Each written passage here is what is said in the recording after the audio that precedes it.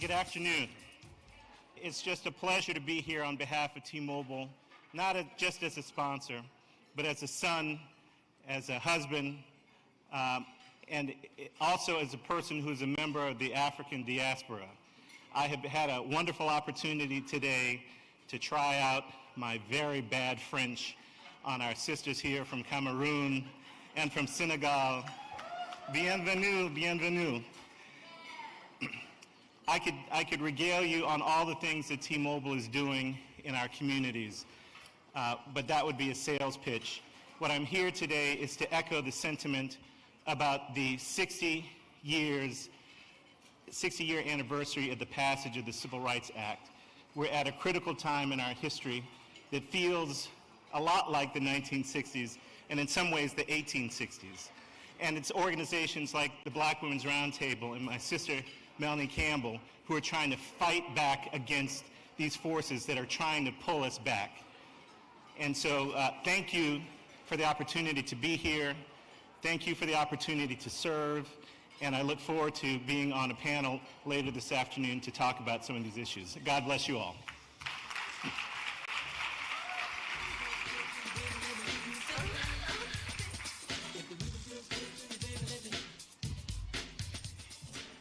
Thank you again, Clint.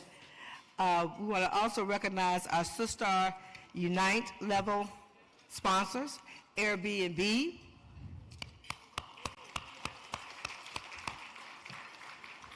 and Oxfam for America. We want to recognize our ACT level sponsors, American Federation of Teachers, and Values Partnerships. And last, but certainly not least, our sister friend level sponsor, Charter Communications. Thank you so very much. So I've done my role here, and I think am I supposed to bring on? I think I'm supposed to bring on our host who will follow up to bring up the first round table, and that's our sister Solange Benton, who is the Executive Director of the Florida Coalition on Black Civic Participation and convener of the Florida Black Women's Roundtable. She also sits on the board of the National Coalition. And before I get myself in real trouble, are there any board members for the National Coalition on Black Civic Participation in the room? If you are, please stand. Thank you. I work for the board. All right, Solange, it's yours. Let's give it up for Melanie Campbell one more time. The baddest sister. So many great leaders started right here in this space because of Melanie Campbell. They're doing a lot of work. So many started out. You know some Latasha Browns. You know some Sheena Meads. You know some Black Youth. You know so many people came through these doors, sat at these tables. And so many, I ain't gonna start calling names, but there's so many, and they're doing some great, wonderful things. I know y'all seen Tamika, y'all seen some other folks yesterday, but guess what, we got a lot of more young people. Let's give it up for our young people in the house. I was sitting back there with the young people early today when the other panelists came on, and they were just so inspired. They are so inspired, and they're ready to take this mic, and they're ready to take this stage. And I told them, I encourage you will be on the stage one day, because I'm old. They said, I'm transferring, and people don't believe it, but I keep telling them this time. I've been in this for a long time. I may look young, but I'm not. And I'm ready to be the cheerleader, the coach on the sideline, and we can still get the ring together, because y'all know people that follow the Super Bowl, regardless if you're on the bench or not, whatever team, you're going to get that ring. So the coach going to get the ring, the bench going to get the ring, and the ones that's running that ball. So we thank you, Melanie, for your leadership. We thank you for everything that you do. Words cannot express. God has called you for a time such as this. And I just want to do one point, because I got the mic, because was everybody in here about that, how we got that victory? Was that divine purpose? Like yesterday, we was at the Supreme Court, black women marching to the Supreme Court, letting the Supreme Court know there's a higher court than yours. If spiritual people, if you get that. And guess what? God showed up. He showed up for us yesterday. He showed up for us today. He showed up for Fannie. He showed up for Atlanta. He showed up for black women. That's a sign. Sometimes we got to pay attention to the signs, honey, to let us know God will send us a sign that it's going to be all right. And that's one of the signs. So I'm going to get back onto the program. So right now we're going to have a panel, and we're going to call up, is Rachel here? Oh, good, Rachel. I see. We're going to call up Rachel, our partner, Actum, and so we have, come on, Rachel. And this panel is going to be, this power table is going to be diversity, equity, inclusion, media, philanthropists, and leadership roundtable. So this bad sister right here, and don't she look gorgeous? Don't she look gorgeous? I love my sisters, honey. I love them. So she's going to be moderating this panel, and we're going to be calling up our panel, our fabulous sister, Dee Marshall. Dee been on this, there she comes. Dee is a bad sister, honey, and she, not only does she walk the walk, she talk the talk. She's a CEO, managing partner, diverse and engaged. Then we gotta have our bad sister that everybody know from the White House to the boardroom to the streets, Minyon Moore. We actually come up, partner Dewey Square and co-founder of Power Rising. And we're gonna ask our sister Laura Murphy, president of Laura Murphy's and Associate. And Laverne Chatman, my sister in the fight, our co-convener for Virginia Black Women's Roundtable. Come on, because we understand, because Black Women Roundtable don't do it just on election time. We do it 365 days in our community, because we know how important that they are. Thank you, ladies. Take it. Sit anywhere you like. Sit. Give them one more hand as they come to the stage. We can do better than that. These are some black sisters. These are your sisters. Come on. Let them feel some love. Thank you. Okay. Good afternoon. Good afternoon. Please continue to enjoy your lunch. This is such an amazing, amazing room to be in. My name is Rachel Noerdlinger, and I am grateful and honored to stand before you today with these women. My goodness, this is a power panel of people that have been doing diversity, equity, and inclusion before there was even a term for it. So just briefly, I am the only black female partner at a global public strategy company, and have been working in the fields of communication strategy and have been in the movement and in the formation of narratives and messaging around some of the most important and historic civil rights cases and DEI cases of our time. Just yesterday, Melanie Campbell, who we are so grateful for convening this incredible 4 days, just yesterday, Melanie Campbell had a rally at the Supreme Court with other organizations. And there was a segment in that rally around DEI. And Arian Simone from the Fearless Fund spoke. And the significance of her speaking yesterday in front of the Supreme Court is because if the case around the Fearless Fund gets to the Supreme Court, DEI will be illegal as we know it.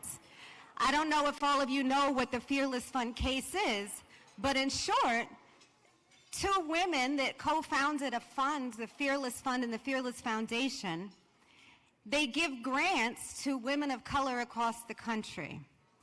Well, the architect, the man that was responsible for the campaign around gutting affirmative action, a man named Edward Bloom, he started a campaign and sued these women, the Fearless Funds, using the Civil Rights Act of 1866 and a statute in it around fairness in contracts. And as you know, the Civil Rights Act was for freed slaves. We had been freed from slavery. It was supposed to be the defining body that would help to empower us. So now it's being used against us across the country. Folks are being sued left and right. All the universities in Florida have banned DEI, have gutted DEI departments. We saw what happened at Harvard. We have Elon Musk. We have Bill Ackman. We have Donald Trump. We have a lot of folks with deep, deep pockets that are coming after DEI. So here we are today. It's a political season, and we have some of the architects and top minds in politics, in philanthropy, in communications, in advocacy are here in this session. And it's in a time when we're in a state of emergency. And so the question before us today is, what are we doing and where do we go in this current attack against DEI? You know, after George Floyd, billions of dollars was directed at DEI, diversity, equity, and inclusion. Everybody from Wall Street to Silicon Valley was screaming Black Lives Matter. And a lot of companies were doing it to mitigate reputational risk. It was a drive-by. It was done to check a box. So now here we are, and they're slashing all the programs, all the diversity officers are being cut. There's still many people that are doing the work. Tanya Lombard was mentioned earlier. Tanya Lombard has been doing DEI as well before there was even a term for it in her role at a Fortune 10 company. But we have a lot of work to do, ladies. So I will stop talking and pose, I guess, honestly, my first question to Minyon Moore, because Minyon has paved the way for a lot of these conversations. Minyon has been working tirelessly in so many capacities to open doors around inclusion for not just Black folks, for women, for people of all different likes. We have even an international audience today. And across the globe, they know who Minyon Moore is because of her work to pave the way for us in politics. And she's now the chair of the DNC, like the DNC, like the Presidential Nominating Convention. This sister right here. So I guess my question to you, Minyon, is maybe for you to just talk a second, and I would just pose to you, just how important is the issue of DEI in the wake of all these attacks from the other side right now? With you chairing the convention, how much of an important part of your strategy is DEI to you? Is it a part of the conversation? Well, good afternoon, and thank you. Where's Melanie? I can't see because of the lights, but I wanted to thank Melanie because, she's doing an interview, of course.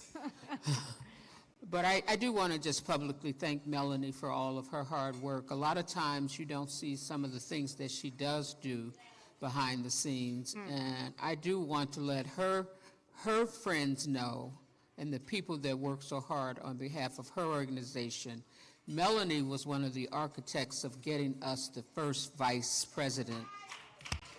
And she deserves a lot of credit for that. And those are the things you don't see her doing. But I think in answer to the question, first of all, I don't even use the term DEI because, as I look at language, and language has changed over the last 10 years. First it was diversity, now it's DEI. At one time it was inclusion. And to me, it's just a value system and a philosophy. And so when we decided to look at our spend at the Democratic National Convention, we made it a point to say that, one, we will have diverse vendors, people that look like us, but two, we would spend 40% of our dollars with diverse communities, especially in Chicago. And we are actually meeting that mark because it is very important to us. And one of the things I said to Rachel and Tanya on the way over here is you have to make a connection to these corporations, to their state and local elected officials, and to the community. I'm telling you, if we were not spending in the Chicago community, we would hear from them. If the corporations were not doing what they should be doing inside, we would hear from them. But we have a governor, we have a mayor, we have 2 senators who believe in the power of diversity. They believe, and it's not to me just about what you spend, it's about what we spend. We spend too much money in these corporations for this to even be a conversation. And we got to keep in mind that our consumer power is far bigger than the language. And if we can't start looking at the data and really holding people accountable, and it starts with a lot of the work that each of you are doing in your backyards. I mean, there is no way, I am here to tell you, there is no way Minyon Moore could, in fact, get away with not having a diverse staff, which I wouldn't anyway, because I fundamentally believe that we should have diversity in this country, and I believe that we should spend our dollars in communities that support us. We have to stop looking at ourselves like we're just a constituent. Not only are we a constituent, we're a voter, and we are a consumer, and we spend dollars, we spend money, we spend hardcore money. Ladies, how much y'all been shopping? I saw Sister Barbara with her new outfit on. I mean, we spend money, and you got to equate that, and we should not feel like we're in a crouch position. Now, Laura can tell you about all the 37 lawsuits that's going around the country, and the thing I will end with is we have to get smart about this and not defensive, because what they do is they will go to court on you before you can blink, and that gets everybody fearful. You're talking about a fearless fund. We're acting like this is not something we are entitled to, and so we have to start pushing back a little bit, and I would love for people to make the distinction between what happened at the Supreme Court and what's happening in these corporations. The Supreme Court decision was about education. The Republicans, God bless, turned it into DEI, and we let them do it, and it's up to us to change the mindset and the tone. Ooh, okay. They are out messaging us, is what Minyon is saying, and we need to have a strategy. Why don't we pass the mic right to you, Lauren? Let's hear a little bit about the litigation is the new tool. These deep pockets, they're going to keep suing. In a minute, they're going to sue HBCUs, and we're not going to be able to have them. So what's happening? So first, I have to say thank you to Melanie Campbell, and thank you to all of you for organizing and putting us in the halls of power and in a position where our voices as Black women are being heard. So I just have to say thank you. And to follow up on what my sister Minyon has said, you know, I also have a little problem with diversity, equity, and inclusion, because oftentimes in corporations, that only is in the human resource function. It doesn't control whether or not, you know, they are issuing products that discriminate against Black people. It doesn't control whether or not a bank is going to put branches in Black communities. And so what we need to do in terms of thinking about reframing, Rachel, the conversation on our terms is that we have to insist that our civil rights laws are enforced. And the Supreme Court decision in the Harvard case last June did not invalidate the dozens of civil rights laws that are still on the books, the equal employment law, the voting rights law, even though voting rights have been weakened, pregnancy discrimination, laws that protect age discrimination. So we have to make sure that we hold corporations accountable to upholding civil rights. And just to give you a little tiny background of what I do, for 17 years, I was the first woman, the first African-American, and longest-serving head of the lobbying operation for the ACLU. And in that capacity, thank you, in that capacity, I worked on every single civil rights law of the last 25 years. And so we fought hard as Black women, as people of color, in different coalitions that involved labor and all of that, to make sure that those laws were passed, including laws like reducing the penalty between powder and crack cocaine, extending the Voting Rights Act, and so on. And so after I left that position, I started my own consulting firm, and what I decided to do was develop a process for holding corporations accountable. It's just one of many. It doesn't replace lawsuits. It doesn't replace boycotts. It doesn't replace having people of color on boards of directors. But I created a process called a civil rights audit. And so I did a civil rights audit of Airbnb in 2016 and a civil rights audit of Facebook in 2018 to 2020. And for Airbnb, I'm here wearing my hat as a consultant for them, representing the great Janae Ingram, who couldn't be here, who is a senior executive now for many years at Airbnb. But anyway, as a result of that civil rights audit, we got them to agree to enforce a policy that banned discrimination by hosts and guests. We got them to install a permanent anti-discrimination team. We got them to, when they went public, use 12 women-owned, minority-owned, veteran-owned firms to do their public offering. We got them to diversify their board of directors. So this is all without litigation, and this is all without laws. And so what I'm saying to you is we have to continue to talk not just about diversity and equity and inclusion, but how are these corporations who represent 2/3 of the GDP going to respect and uphold our civil rights and hold them accountable? And so we have tools at our disposal. We cannot afford to give up hope. We now have 30-some corporations who are doing civil rights audits.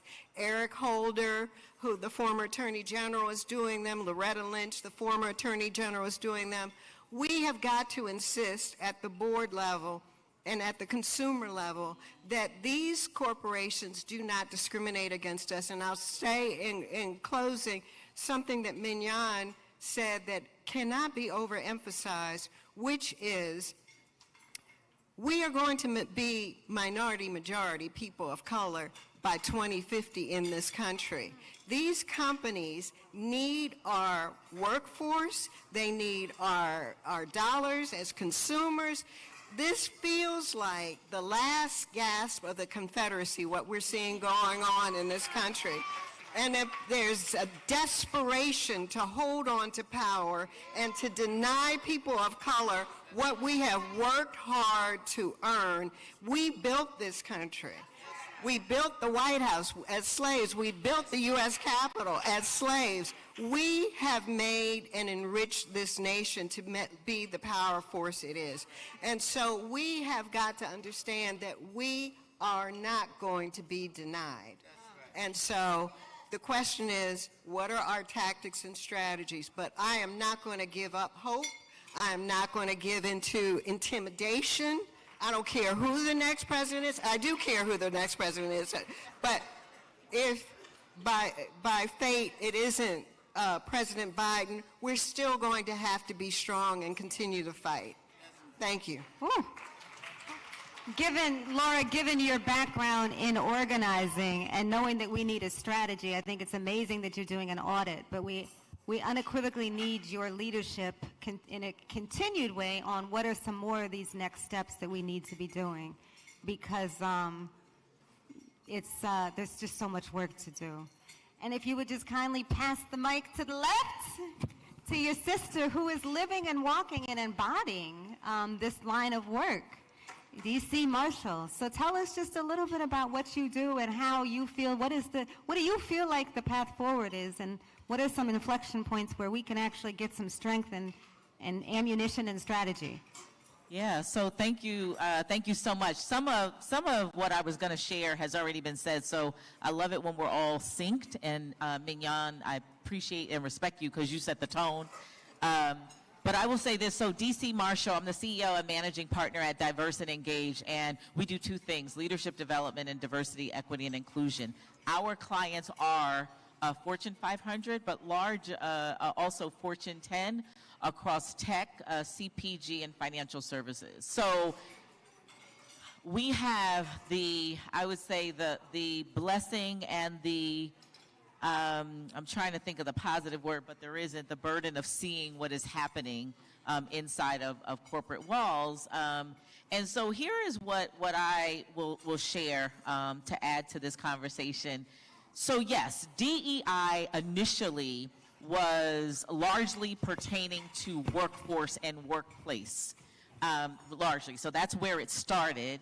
And then, but now DEI has been politicized, it is weaponized, but it is now what the opposition has used as to evolve from CRT conversation.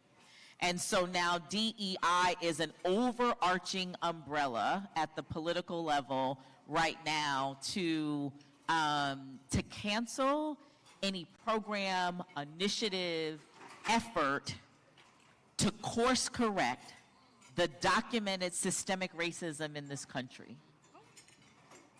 That's how I see it now. It's evolved. It wasn't that, but CRT, they have evolved it they learned the new language, they learn and grasp languages of woke and DEI, and so that's what how I see it right now. But here is where I see hope, and I was having this conversation with Clint Odom about, where there is hope and where it is right now, and so there's 3 to 4 items that have already been stated. And, one, I just see that we could be better organized. I think, we all are doing good and great work, but it's siloed to some extent. The public sector, the private sector, not necessarily talking to each other. So I love this conversation and always being in this room. But I would say number 1 is, as Minyon said, is to remember we're consumers and we are 14% of the population, but we represent 1.7 trillion in buying power. I'm going to say that again.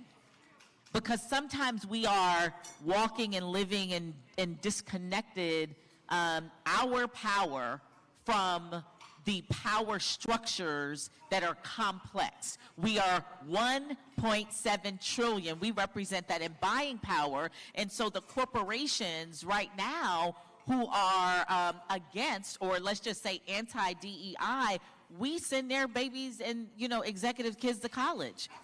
That's right. Yes or yes? Yes. And so I will say, so number 1, it is remembering us as consumers. So that's number 1. Number 2, we are talent. We are the employee base. And so for corporations and businesses around the country, we represent the workforce. And so remembering that we see things, and if we see things, if we see something, we should say something. So we should, as Kristen Clark said yesterday, we had a meeting at the DOJ. She says, we have to reclaim the narrative and really be fact-checking and truth-telling, because the more we allow for conversations to happen without saying, stop right there. Reverend Sharpton, he always says on his show, he never lets anyone continue with the point if it's a lie, or he will say, stop right there. And so we have to, I learned that from my mother. She said that. My mom, raise your hand. My mother watches. He says, stop right there. And so remembering, yes, he does it. Stop right there. So as employees, when you go to work for a big brand, just remembering when you're hearing things that it is up to us. We still have a voice to course correct. Because I read an article the other day and it talked about catering to a particular demographic. I said, no, it's not catering, it's course correcting. We are course correcting the systemic racism in this country. And by the way, it's documented, and you all acknowledged it 4 years ago at the diversity tipping point. The diversity tipping point, the period beginning May of 2020, when for the very first time corporate America said, oh, Black lives, air quotes, do matter, and we apologize for the years of racism. And so we have to be reminded, and again, Kristen acknowledged, you have to tell the story. So that's the second. The third thing, we have to use our tools, right? So Gen Z right now, baby, they are wearing out. Listen, if it's not TikTok, it's going to be another platform, but they are leveraging the tools to tell stories. Baby, they are the fact checkers and the truth tellers. Do you hear me? They are watching, and so when Kellogg says have cereal for breakfast, I don't know if y'all know, they're organizing right now. Do you know what they're doing? Do y'all know? I'm gonna help you out. Baby, Gen Z, this is what they said. This is what we gonna do on April Fool. Baby, we gonna shut down Kellogg. Do you see? We didn't say that, but they're leveraging their tools to regain power, to say what you can't say is for you who have a bonus in the billions, tell our people to have cereal. So leveraging the tools. And then the last thing that I will say, because, you know, I think there is so much to be said about where we are and the power that we still have. It is using our network. I'm really passionate about corporate executives and women in corporate and black women in corporate, and us having the ability to run air cover, right? So you can slip us a note as to your observations and insights.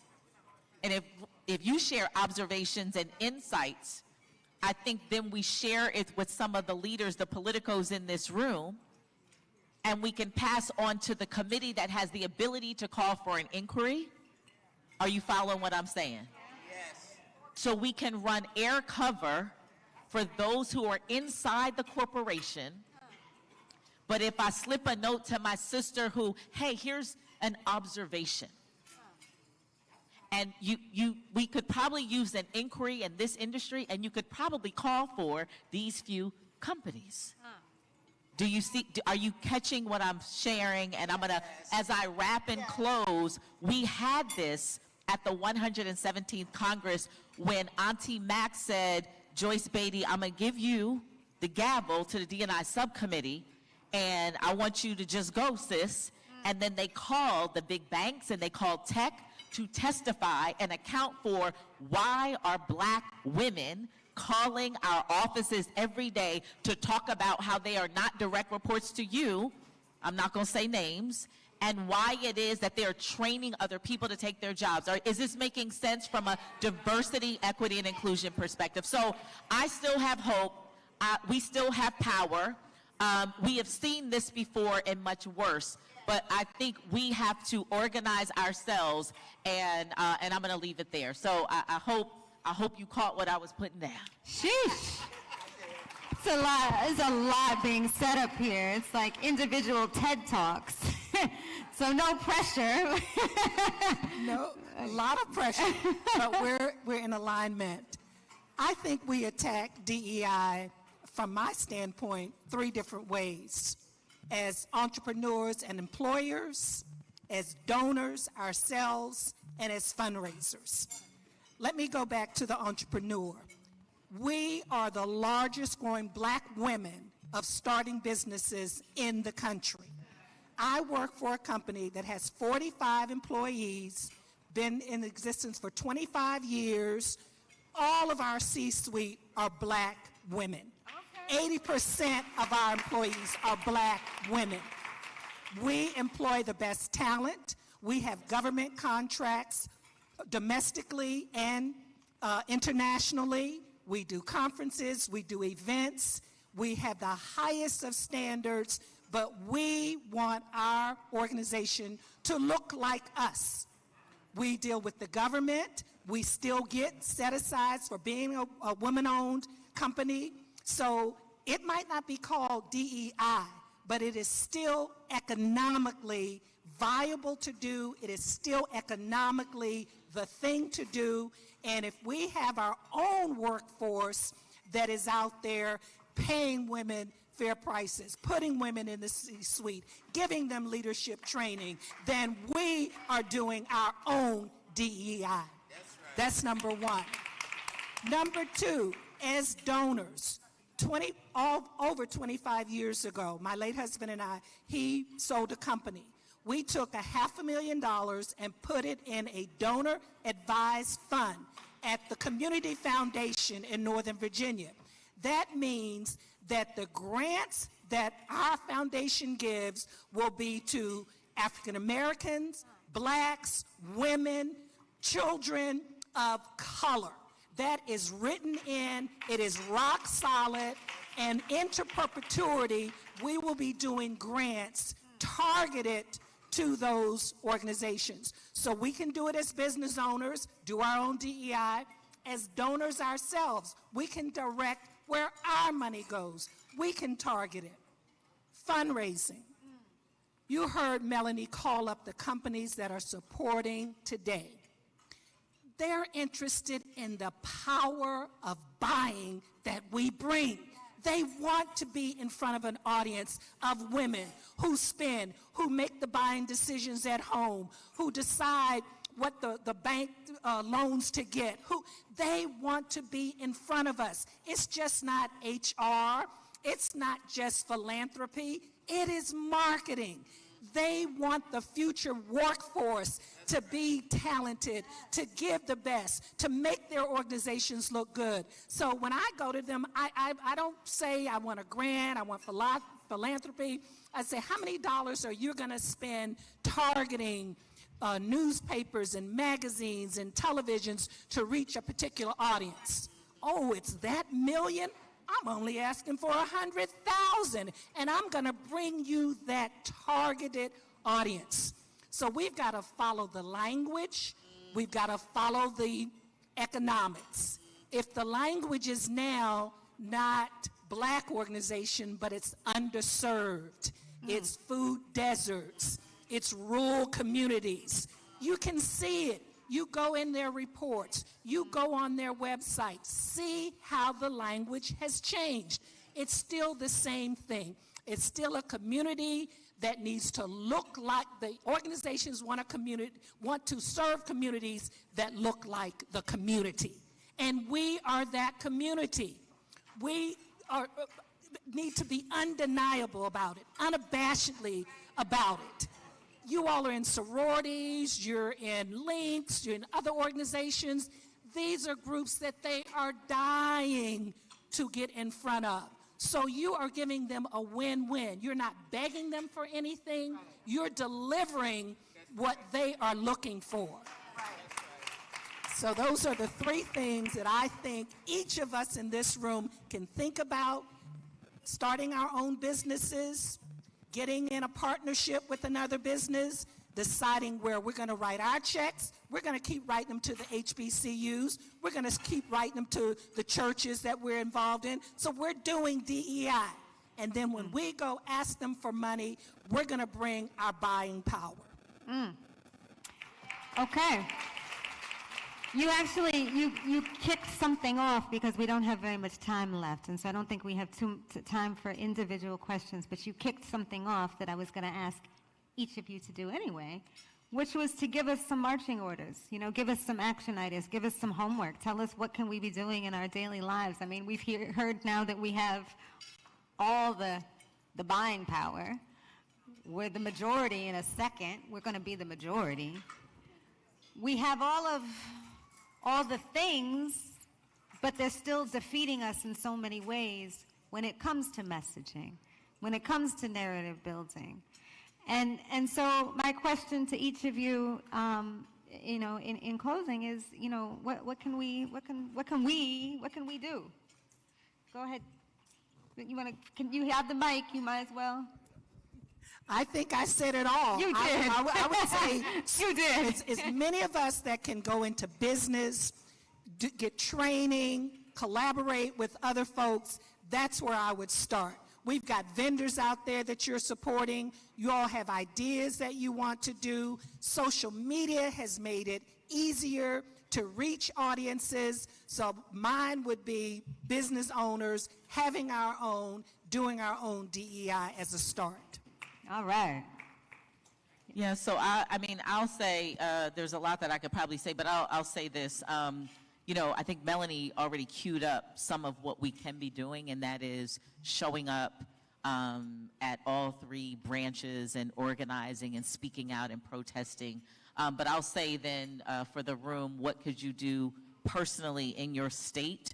I met with my members this week, but I have first identified as anybody in our state, in the state of New Jersey, convening stakeholders at one table on the state of DEI. There's not a CDO summit. I'm not talking about that. I'm talking about stakeholder groups. And once I learned that, no, it's not happening, I said I want to do it. Okay. So I met with Congresswoman Bonnie Watson-Coleman, Congressman Payne, and Senator Booker. I said, hey, I need you to get me the governor. I don't really need him to be at our meeting. I need him to assign the AG. I need the CDO. And this is about a room of 20, 30. I need one in Central Jersey and one in North Jersey. And we need to talk about a plan, how we're going to protect people who look like us. So I would say as a call to action and something to consider, you all know that our ancestors left us with bring a chair to the table. Well, I'm going to say this. Baby, we the table. Bring the table to the table. I'm going to say this again. We are the table. We are the table. We run businesses. Black women, we run businesses. We build companies. We built this country. We are the table. So you go back and you ask your member in the state for a meeting to talk about what is the plan for my community, for our community. What is the plan? They work for us. And so that's what I would leave, and I learned this. I'm going to tell you all, I did not start out from this, but I learned this from you all. I learned that level of advocacy. This is not about my business. Nobody's paying me to do this. You get this, Minyon, Tanya? No, I learned this level of advocacy from y'all. Salandra, from Sheila, I learned to leverage my power. This is not a business. Y'all don't need to write me a check for this. Although, I'm going to be quite honest, I mentioned this to one of my girls, one of my South Asian buddies, baby, she a ride. She said, oh, I'll write you a check for that out of the company's budget. Do you understand? Her name is Meeta Malik. She said, I will write you a check for that. And so I'll leave with that, but I want to thank you because y'all set the tone of how do you use your power? How do you advocate? Not necessarily just do business, because I'm going to get my checks. And so I'll leave it at that. Well, okay. I want you to give me, as a New Jersey resident, I'd like an assignment as it relates to that effort. So I want my marching orders from you. Deadline next week. Tell me what to do. Yes. Thank you, co-chair. Laura. So I would say, what I say to my family members is, what black organizations do you belong to? And I don't have to say that to this group because you're here. But I would also encourage us to support black litigating organizations that are meeting these anti-DEI people in the courtroom. And that I would include the NAACP Legal Defense Fund, the NAACP, and the Lawyers Committee for Civil Rights Under Law as the three top organizations fighting these fights in the courtroom. So we need to contribute. And the other thing I would say is support black media outlets. My family has owned the Afro-American newspaper for over 132 years, and we are struggling. We are struggling because newspapers are going out of business left and right, whether you're brown, green, but they report news that the Washington Post and the New York Times would never report, like meetings of this kind. So support black media outlets, whether it's radio, print, or whatever. And the third thing I would say is support black businesses, because your power is in your pocketbook. So many people have said, show me your budget. I think Biden said it, and I'll show you your priorities. So if I looked at your budgets, ladies, I would see where a lot of your dollars are being spent. Let's make sure that a good portion of those dollars are being spent with black women-owned businesses, especially, but black businesses in general. And of course, it goes without saying, we have to get super organized for this election. Yeah, Laura's, all of these points have been profound, but yes, in terms of supporting black media, we're in a state of emergency. And if our messaging and our narratives are not getting out there, we got a continued problem. And so, you know, your lineage in that paper is an institution and has been a griot for so many issues for a long time. So, not even last, because you're forward, you're in the front, Minyon. You know, just give us some final wisdom You know, what can we do? Well, I have 44 seconds.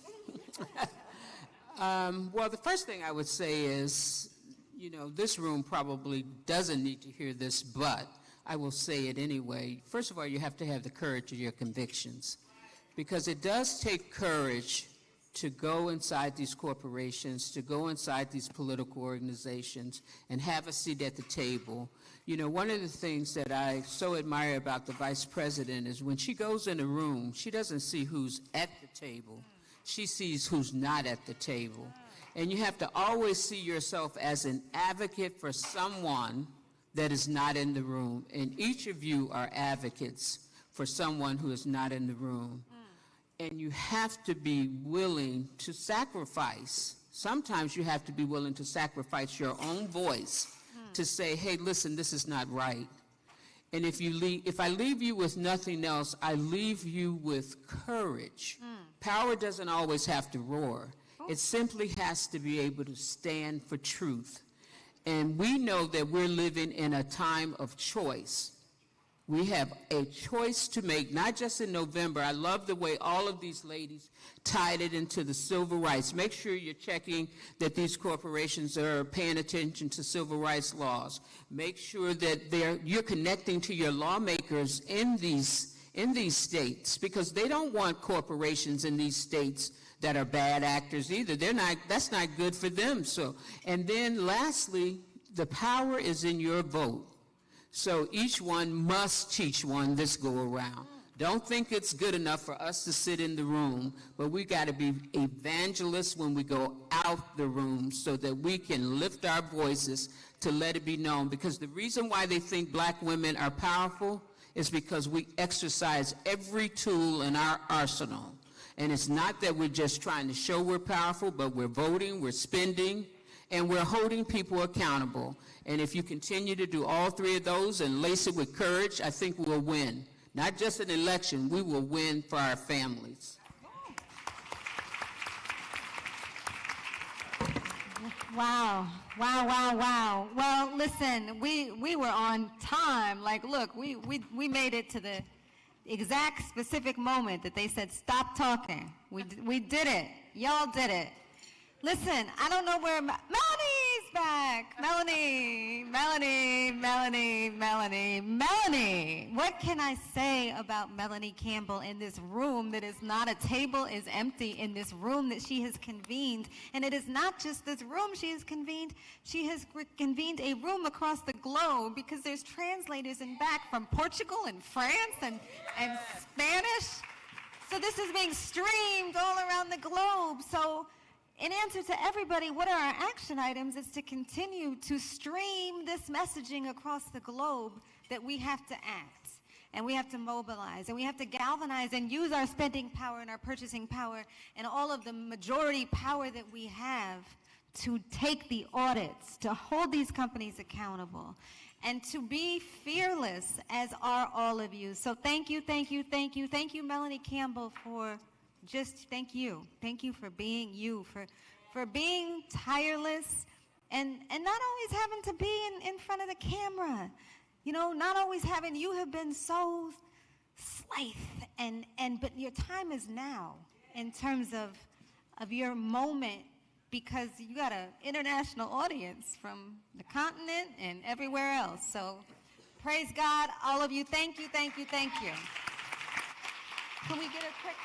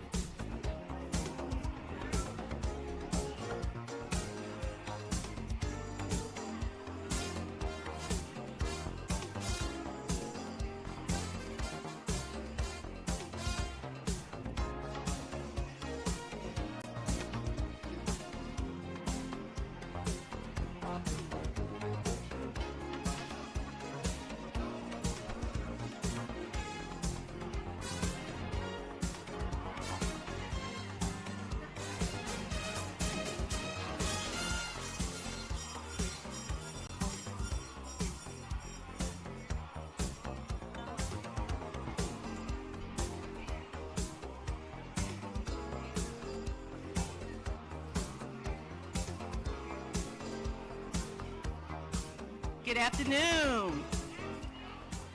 Good afternoon. Good afternoon. Look at your sister to the right and say, you look gorgeous. And if you got a brother, say, you look handsome. We ain't gonna leave our brothers out.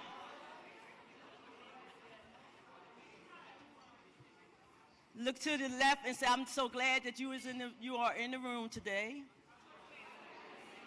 Because not only are you making history, you are history. So we thank you. We're getting ready to call another panel on our panel that we're getting ready to call, roundtable that we're getting ready to have. For this one will be our and we're going to ask them to come. Economic security, the safety net, access to care, and social justice leadership roundtable.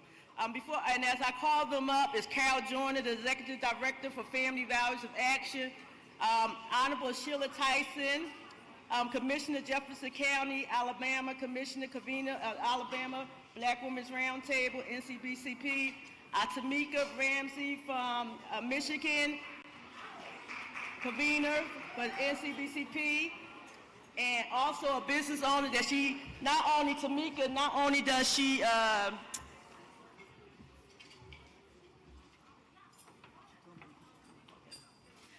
thank you. So not only, is Tamika? Okay. And Sheila, okay, they coming. So I could brag about them a little bit while they walking up here. So these sisters here can't hear us in the back? Better? Okay, thank you. You all can come, it's just you all three. Come, it's just gonna, Carol, come in the middle so they can get real good shots of you all. It's three of you all. I can brag about these sisters. Sometimes we know people's name, but we don't know them. And I tell people it's better for people, it's not better for you to know somebody, it's better for them to be able to know you. And I'm so glad that I know them. I'm so glad these are some bad sisters. I will go into any fight, any battle, any struggle with them. And when I say that, and I know they love me and they trust me, because when I called them to go on a trip out of the country, they didn't say no. They packed their bags because we wanted to make sure that as we see our global peace, we wanted to make sure we went to Colombia, we went to Kenya, we went to travel together. And when you travel with women for long periods of time, you better know that you better love them, because the makeup bag might not be there. We don't know where we're going to be sleeping at. We don't, sometimes we're going in the hut, sometimes we're going whatever, we're going where the people are. And these are some true sisters. When the cameras, they are leaders in their own space. People come to them for consultation. People come to them to get direction. These are real leaders, boots on the ground, always there for anybody. Really resemble what Black Women Roundtable is about. It's about being about the sisterhood, the love of sisterhood. It ain't about the title, ain't about how much money you got, ain't how much, but that's making sure that the next sister is taken care of, be it in the United States or around the globe. So I just want to give y'all flowers, and I really appreciate all that you do. And so we're going to give them a hand.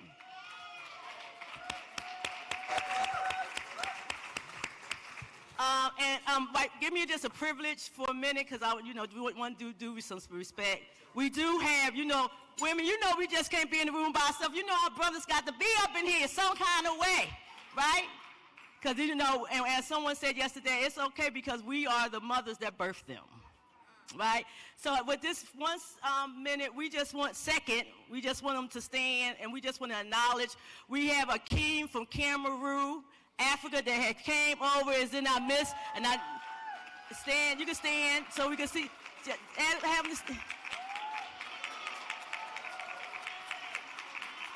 So we thank them, thank you. So we thank them for stopping by. I know they got some important meetings they have in D.C. while they're here, meeting with the embassy and some other people, but we're glad that they took out a little bit of time to come stop by and see what the sisters of the Black Women Roundtable is doing. So at this time, these are my sisters, so we don't have to be, we're going to have a conversation.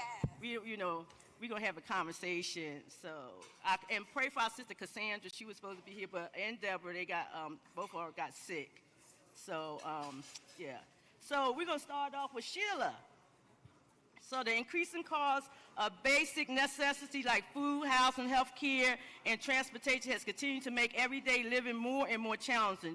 We need stronger policies to help bring these costs down. What policies should Black women support and address, and how should we address these concerns? Thank you so much for even, just for inviting me definitely to be on this panel. I'm over in Jefferson County Senior Services, I'm over youth detention, I'm over community development, and I'm over the healthcare system for Jefferson County. So we have been working in several directions trying to hit it from both ends, and that's from the senior citizens. They are living longer. Seniors are living longer, and it was a survey has been done, and they don't want to just play bingo and dominoes. I don't know who came up with that anyway. I'm serious.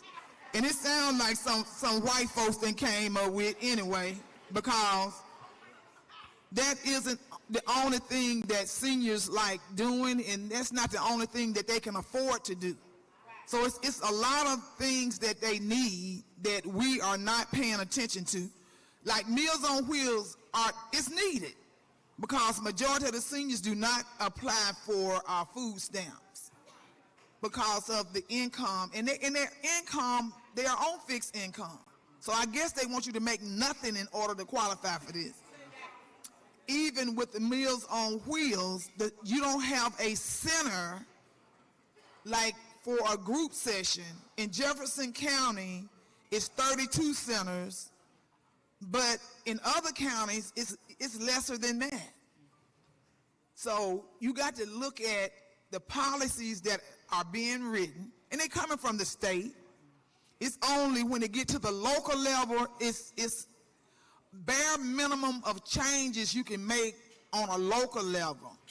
You can give more money, but if your budget is at this much and you only have a room to give so many hundreds of dollars, and you trying to cover 2 and 3 million people, that's a lot of money.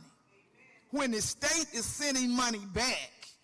So you got to have several eyes on the prize. But that means everyone in these positions has to do what they can do in order to make it a whole pie. A lot of people think they know everything about local government, but don't know nothing. Because I thought I knew a lot because I was protesting public officials. Then I had to turn around and serve with them, and I found out the things that I thought they could do, they couldn't do. You can't go beat someone over the head and make them give you the funding for this.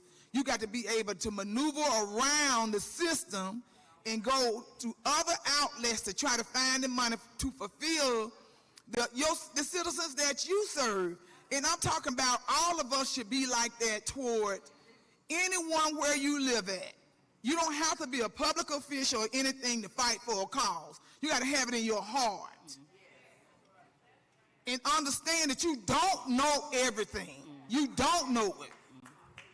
You got to learn and figure it out for yourself. Even with youth detention, there's programs that will help parents with the child care.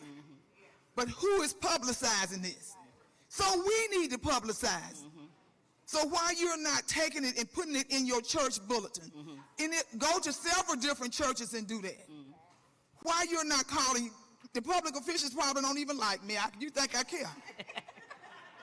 But I constantly tell them. They say, "Well, that's not your job. That isn't the requirement of a county commissioner."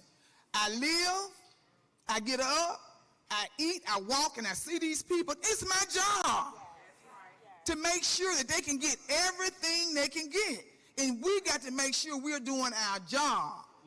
And as a humanity part, serve these people. The money there, you'll be surprised if you check and see how much money the state send back to these programs that we are not receiving. We received over $72 million for utility assistance, which was going back. which was going back in my one of my assistants' check, and we was able to get that money. Elections is important. So Sheila, I just want to do a highlight because I like to brag on my sisters. I have no envy or jealous of nobody. Because when I see my sisters doing their thing, I am their biggest cheerleader. And I'm going to tell you how when Sheila, we started, she came to the Black Women Roundtable, and at the time I was with the AFL-CIO doing community, and the Koji church convention asked me to come into Birmingham, Alabama to do some training. And so afterwards, since I came, you know how sisters do, oh, you going to be in my town, I'm going to take you around. I mean, so Sheila took me, we walked through the park. The homeless people was like, hi, Miss Tyson. The other person was like, thank you, Miss Tyson, for helping my mom get her electric bill paid. And then we went to some other, higher level folks. They was like, yeah, Sheila, okay, Sheila, whatever you want, don't it? And I looked at her and said, girl, you need to run for office. I said, if the homeless to the rich man up there on his rooftop talking about you, they know your name. She said, you think so? I said, you should. And so eventually she did, and she started out as a city council. Because we need real people. We need real people that know the real issues to make sure they're fighting for us. And she definitely leveraged her power as being a Black woman in that seat. And not only that, then when she got, this is how we do, sisters, y'all can understand. Then she went, I said, yeah, it's time for you to run for county commission. She said, you think so? I said, yeah. So I'm working, she doing her, I said, if you run for county commissioner, didn't I tell you, remember that? I said, I'm going to bring my family. We're going to have a family reunion in Birmingham, Alabama. And guess what? She won, and I had to do that. I had to bring my family. But not only that, but she ran against a white male. See, I like to tell the story because we don't tell our stories, okay? She ran against a white male, right, Emily? Tell me I'm telling the truth. We just speaking truth. They had already set the salary because they thought he was going to win. And when this sister came in the race and upset that race, do you know they was trying to go back and change that salary? This is how they do things, right? And so she calls me, she with her staff or whatever. So she calls me. She said, Solange, I ain't know, I've been doing this stuff for free. I ain't know I was going to be making that kind of money. But the thing is that I said, you deserve it because guess what? When you are faithful over little things, God will bless you with big things. We thank her. I mean, she's doing some great work there in Alabama. I mean, she's getting single mothers. I'm going to brag a little bit. She's getting single mothers, getting their credit scored up for first time home. And they got some nice houses, 4-bedroom houses. They got, I mean, she's doing a great work as sitting in that black. That's why we need more women running for office, because you already understand our struggle. You know what I'm saying? We don't have to keep coming in there lobbying and telling our story. You already know. So we thank you for that, sister. We thank you. So we're going to go over here to Detroit. We're going to go over here to Detroit. I call her, she my baby sis, I call her. Okay, Tamika Ramsey doing some awesome stuff in Michigan, running state voices at one point, helped getting the legislation passed over there, reproduction rights. Can't do it without a black woman because guess what? How they talk about it, we talk about it different to make sure that our black folks get out. Okay, it's a different narrative. So we thank Tamika. Again, quiet, powerful. You don't have to put your stuff on 6 o'clock news. People know who you are. Sometimes we got to go back. Like we used to say, the underground railroad, like Minyon was talking about Melanie, everything she don't put out on record, but everything you see that's going on across this nation, I don't care what organization or what movement or what's going on, guess what? Black women, Melanie Campbell, her hand is in there. As Julie said, we're not the secret sauce no more, we is the sauce. Yes. And we're okay, black women, so we want to make sure that you make sure you're part of that recipe in any state, any city that you are. So with that said, we thank you, Tamika, for being that sauce in Michigan. We appreciate you.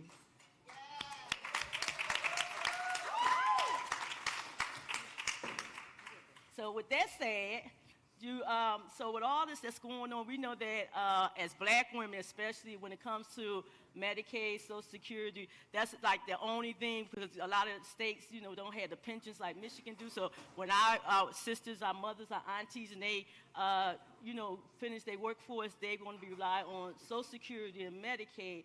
And how many people, just raise your hand, how many people here know somebody that depends on Social Security? Okay, y'all rich. Okay, well, if you don't, you will, okay? What can we do? What can we do? And it's not, we know it's not that. What can we do in this time, in this moment? How can we protect that for our grandparents and for our aunties? Because a lot of them right now are in low-wage jobs, right? So their Social Security is not going to be as much when they retire. But that's something on the chopping block right now that they want. They always coming against and attacking Social Security and Medicaid. That's because, again, the majority of are women that's receiving those benefits. Can you talk about that? Thank you very much, Solandra, and I thank you for allowing me to be on this panel. I appreciate it. Social Security is something that is vital to our communities. A lot of our seniors receive it. The fact that they keep raising the age for it requires people who are ready to get out of the workforce to continue to work. And this puts a burden on them physically and mentally and financially, because then they have to play this Social Security math where they can't make too much money, right? And if they do, then it will impact the Social Security that they receive.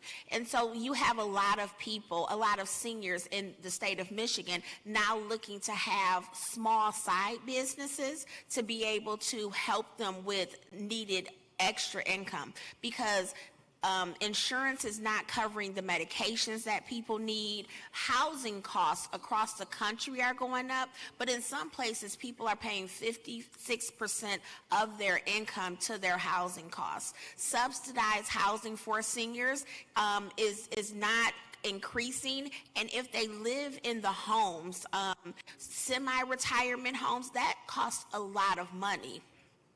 And so what we've been doing is working with seniors to I have an amazing shawl. It is crocheted and it is beautiful. And so I help an elderly lady create those things and sell them on the side. We make sure that her business is legit, but she can make enough to cover the income that she needs. People shouldn't have to deal with these type of things. It is going to take younger people, me advocating for people like my mother, and then my daughter advocating for me, right? We have to fight for policies to make sure that seniors aren't deciding whether they need to pay their rent or buy their medicine, right? There are so many people who die prematurely because of the lack of resources in their state. So we need to be able to work on that. It's going to take a policy change, talking to seniors and then talking to the elected officials. And I tell people, start with your state reps and your state senators. And then you come to DC and you talk to your Congress people, because the most consistent voting bloc in this country are seniors. These politicians go to churches and go to senior sitters, and they will shuck and jive for us to get elected, and then once that election is gone, so is they. Right? So we need to start holding them accountable to their word and making sure that we're looking at the policy. There are politicians that I promise you, if I saw them in a dark room, they'd get hit and I act like I ain't touched them. You're like, what? Who hit you? I don't know. But I didn't vote it for them, right? Because I don't need to love them. I need to make sure that your values are in line with my community. So we look for, I had a friend that say, some people look for love when they look for their politicians, and some people look for leadership. I don't need to love you. I need to make sure your values are in line with that of my community. And my community is that from my unborn grandson all the way to my great-grandmother, who all need the same support and assistance. And so we cannot complain that our mamas and our grandmamas or grandfathers are struggling with Social Security if we're not voting, if we're not holding our elected officials accountable, and if we're not coming to DC and advocating. Thank you, Tamika. Thank you. And thank you for how you're working with the young people and bringing them along. I appreciate that because we need everybody. So, Carol, as much as we need policies that lower costs, we also need policies that prioritize our well-being. Explain why paid leave is so important and what we need to do to continue to expand the protections of paid leave and care. All right. Thank you so much. And it's great to be up here with my sisters and to have you, my travel partners, up here talking about economic and social justice. And I'm going to start with the fact that 4 years ago, we were at this same summit, BWR Summit, and many people had heard about the pandemic. We didn't know exactly the train wreck that was coming our way. We were doing this and giggling and touching and greeting with our feet. We knew not to touch each other, but we didn't know exactly what it was. No one had masks on. We couldn't even find masks at that point if we wanted them. And I was on this same panel because my life doesn't change. I talk about the same thing all the time if you know me. And so my life doesn't change that much. And I said on this same panel that what's coming before us is going to require policies that we have not put in place, that we are going to need paid family and medical leave. We are going to need paid sick and safe days. We are going to need the policies that the rest of the world has sort of figured out, but the United States has ignored, for the last 40, 50 years when the rest of the world instituted those policies. And lo and behold, a month or two later, COVID hits us like a train, and we had no ability to quarantine. 25% of private sector employers were providing paid leave at the time, maybe 22%, now it's 25% of private sector employers, and 40% were providing paid medical leave, so you could take time off if you were sick. But the majority of the people in the country, about 75%, had nothing. And the result is in the numbers. The United States is about 5% of the world's population, and by 2022, we had 35% of the world's deaths related to COVID. So we're 5% of the population, yet we had 35% of the world's deaths. And that was because we could not stay home. And even when Congress instituted some emergency COVID policies, the Ways and Means Committee that manages Social Security and all these policies, right? The Ways and Means Committee literally said to us, because we were helping them draft the language, right? We've been fighting for paid leave on a federal level. They literally said to us, we do not have legs to stand on. We have to literally craft this in a couple of weeks because we don't have a foundation. Every other nation had something to build on if they didn't already have these policies. And so I'm saying this to you and linking this issue of lack of paid leave, because even before the pandemic, it was a problem. We have, many network partners. I'll shout out some in the room in a second. But in Nevada, we have a sister, Tamika Henry, who, when her husband got sick, and it took about a month to diagnose his illness, in that time, he lost his full-time job. She lost her full-time job because she took time off, and she didn't have paid leave. And finally, the employer said, okay, well, you're fired. They lost their child care, and their family had to come in and help them save their home. This happened in 6 weeks. They went from fully employed with a home, with child care, to absolutely having to go to their family to figure out how they were going to pay their bills so that they can keep a roof over their heads. If they had paid leave, they would not have had to do that. They would have had money coming in. They would have been able to worry about the husband's illness, take care of that, and then eventually he did heal, and eventually they all would have gone back to work, and their life would have just gone on. They melted every dime that they had. They had to cash in all of their savings in order to deal with that crisis. This story is told over and over and over again across our country. It is rampant in the Black community.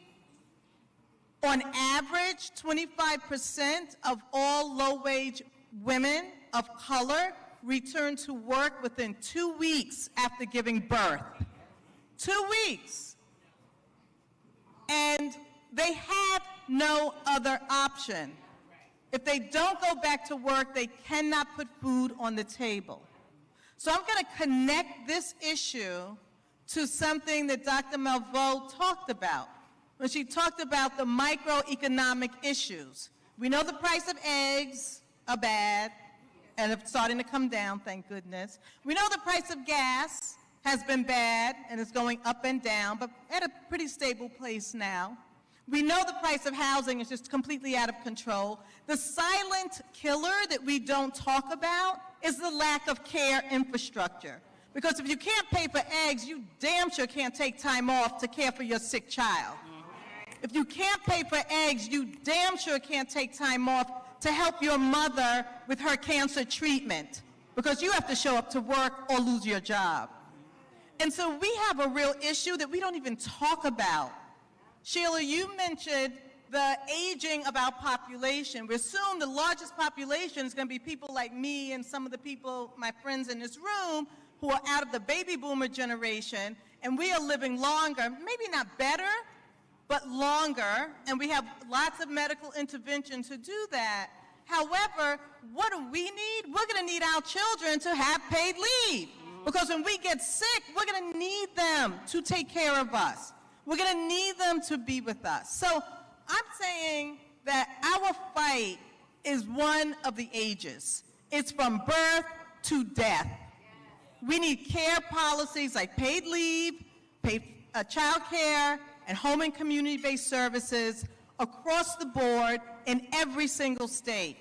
My organization and many others, some of you in this room, have fought to pass paid leave in a number of places. We now have passed it in 14 states, including the District of Columbia. And so states in this room, like Maryland, passed paid family and medical leave. Stand up and take applause. And D.C. passed paid family and medical leave. Michigan passed paid sick days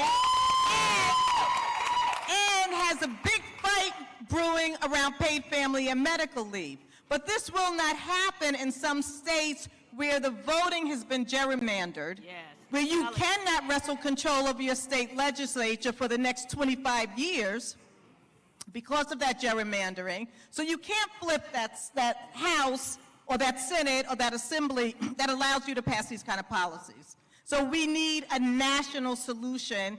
You need to make sure that you vote, for people who care about these care issues, make paid leave, child care, home and community-based services one of your talking points at the doors. We have care voters all over this country who care about these issues, but they don't know that you care about them because we don't talk about them. We assume these are our personal problems. Something's wrong with me that I don't have paid leave.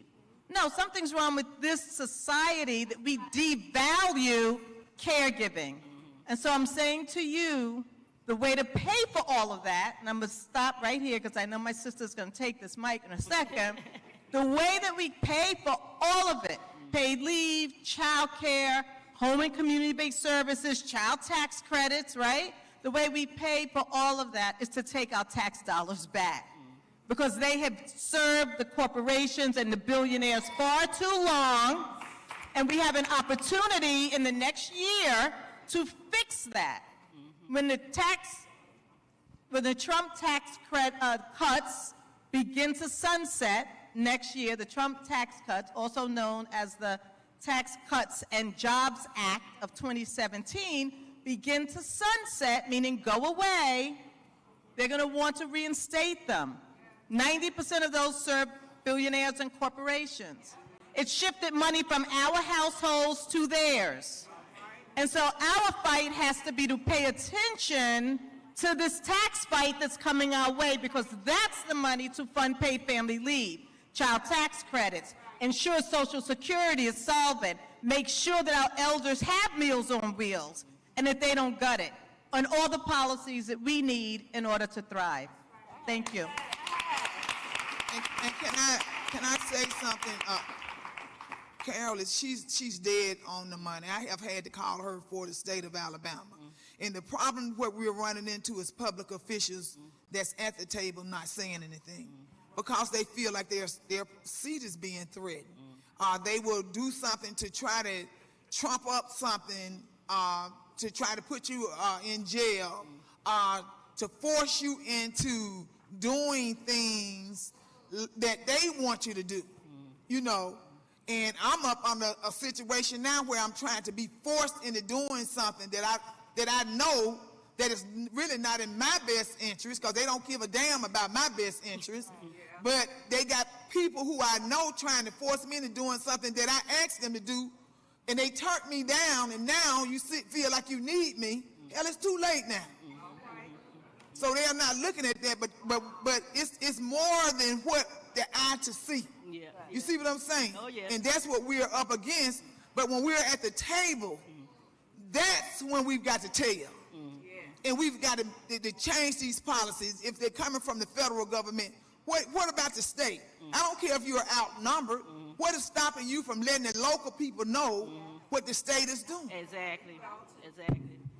So with that said, we got a lot of young people in the room, and we got a lot of people that feel as though that they may not be as knowledgeable as some of the folks that's in the room, but they're going back into their communities, and we like in a bubble, you know, the people that work in policy worlds, because we sleep, eat, but, you know, the grassroots, you know, don't have time because they're working 2 and 3 jobs. They're trying to figure out how they're going to pay for the $400 or $500 a month child care. They're trying to figure out how they're going to be able to pay for that medicine, right? And thanks to the Black Women Roundtable and a lot of you all in the room that actually advocated for the medicine, for diabetic medicine. Now it's only $35. They only can negotiate. They can't. But people was paying $500, $600, and they was on Social Security.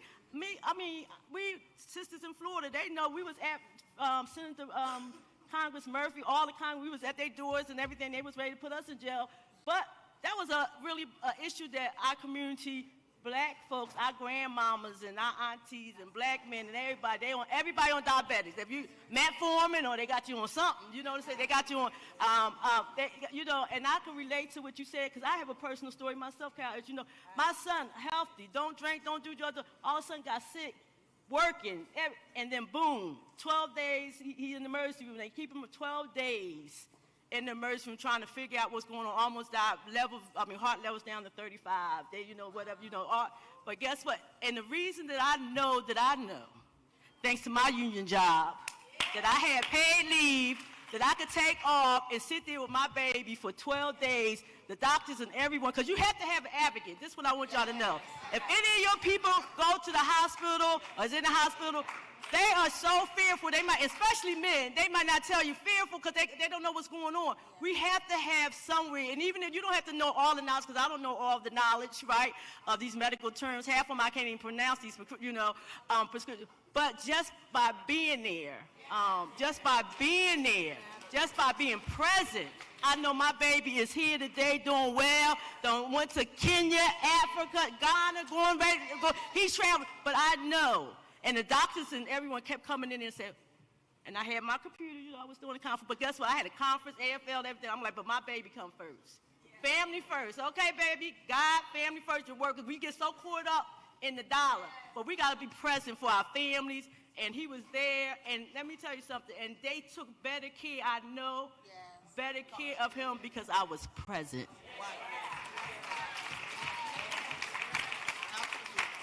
That I was present. I didn't know all the questions to ask, but guess what? I was calling Deanna Smith. I was calling my sister in Virginia. I was calling the nurses, the people that's in the health fair. They was telling me the questions to ask. They was getting on the phone. They was being a family tree. I didn't even know you could have a tree. Honey, after they warm out, and next thing you know, what happened, y'all? They brought in a whole team of young Black doctors. Do you hear what I say? Before they was, But now I'm like, where y'all been? We been here for my and they was advocates. They were advocates. The doctors was advocate for them, for him and doing that. And he, and so because he lost his health insurance, he was in between. That's how it happens, And so guess what? And then his eloquence, he had to pay eloquence, right? They was charging him now. He ain't got no job. He only 30 years old. He lost a job because, and he was, so I thank God for Obamacare. I don't care what nobody say, because 26 microbabies was able to stay on mine. But they want to charge him $700 a month. And I'm like looking, but guess what? If it wasn't, again, for family and using up my savings and everybody else's, whatever, because they said this is the best thing for him to have. Medicaid wouldn't pay for it because we in Florida, no extended Medicaid. Like y'all talking about the federal dollars, they Biden administration trying to put it down there, but our governor's stopping it at the state level where a lot of folks could be able to have it because he's a young male, single, he can't get no Medicaid and all that other stuff, so many different things. So, but we have to advocate. We definitely have to. We lost one of our sisters in the Black Women Roundtable network in Florida talking about COVID. That's why we on this paid leave situation in Florida, our Black Women's Round, because she continued to go to work. Yes. Because she said, if I don't go to work, I won't get paid, and I have to make sure that my children have a roof over their head. Today, they don't have their mother. They may have a roof over their head, but they don't have their mother because, again, of these policies not being passed. So with that said, 1 minute. I'm watching y'all. If I do like this, put my glass up, that means just hush. We talk about it in the hallway. So 1 minute, just encourage or give, because everybody's an advocate. Okay, regardless if you got a degree, don't got a degree, because guess what? Most of us come from families that we used to hear at the family reunions that grandmama only had an 8th grade education, grandpa did it, but they left us a lot of land in Georgia, and so they knew something. They ain't had an education, but they knew something to be able to do that. Down there trying to take all our property away from us. But Tamika, what would you say to the young activists, the youngest person in this room, the young people that's in this room, people that want to get engaged, but they don't feel as though that they have all the qualifications to be activists on these policies? I would say 2 things. One, technology is your friend. I get on Zoom calls. I be off camera, on mute, headphones on, doing 500 different things. You can get on these trainings and listen. And it's not that you're going to learn right away, but you can continue to hear and continue to get the knowledge. So use the technology and use your network. If you are in this room, then you are a part of a network. And if you have people outside of this room, you are the network. Plug into your networks and just learn and listen. You don't have to have all the answers. You don't have to know everything right away, but you can continue to learn. The other thing is, the Spider-Man origin story. Peter Parker let this robber run out the store because he was like, this ain't my business, saying robber killed his uncle. It's always our business. It is not, oh, that's not my problem, not right now, but it might be later. So you need to address it, right? Because when we say, I am my sister's keeper, we mean that. And if Carol or Sheila call me and say, Tamika, it might not have nothing to do with me, but I'm going to be there for them because I don't want to have to get to me. Thank you. Carol, 30 seconds. I think we have an opportunity in the next year to wrap our heads around revenue. And people are afraid of that term. It's math, it's our taxes, and we want to pretend like we don't understand any of it. And I'm not an economist. I'm not even going to try to pretend to be one. However, I am going to be learning all of the ways in which we can get back the $30 trillion that's been stolen from us in my lifetime. And next year is the opportunity to begin that process. Young people in this room understand revenue, because revenue is the difference. Taxes and how it's spent is the difference between whether or not you have a Pell Grant or not, whether or not your college gets funding from the federal government or not. It tells you whether or not, it's the difference between whether or not you will have maybe a minimum wage and access to a minimum wage or something higher, a living wage, or not. It is the dividing factor between what we have and what we don't have. So revenue is the buzzword. organize around revenue, organize, sister, to fund our Pass the mic. futures. Pass the mic. Drop the mic, Sheila. Y'all, so we can. Let me tell you this. Being a public official isn't nothing sexy. It's nothing popular. I thought in life that everybody really, I was okay with everybody until I became a public official. Then you find out these folks around here can't stand your ass, okay? Because, I'm sorry. I'm on TV. Sorry, y'all. And in a lot of, I don't know what's going on in people's mind. And because I know how I was before I became a public official. It's what you do when you at the table, I'm telling you. You either gonna speak up or you gonna lay down. You don't have a whole lot of options around here. Because we know that they are in the majority. So what we got to do is we got to educate the people and make the meetings and let everyone know what money is coming down. It's too much money coming down from the federal government to these states. Check how much money is going back. We are not looking at the money that's going back. That should be going into our communities. We're not looking at that. You're too busy trying to focus on that one individual instead of the pot of money that you could be pulling into your city, into your county. We're not looking at none of that. And once you see that, then you're going to see which way and which direction you need to do to go get that. And it's coming from that state. The state has a lot of that money that is sitting there, and they are sending a lot of it back. They rather throw the baby out with the bathwater than to let you get any of the water, period. Thank you. Thank you, thank you, thank you. Let's give them a round of applause. These are real grassroots in their communities every day, 365 days. I think Melanie is out on another interview. Have y'all enjoyed yourself so far? We got one more panel. We're going to be letting you all go. Thank you, sisters. We're going to get the picture real fast.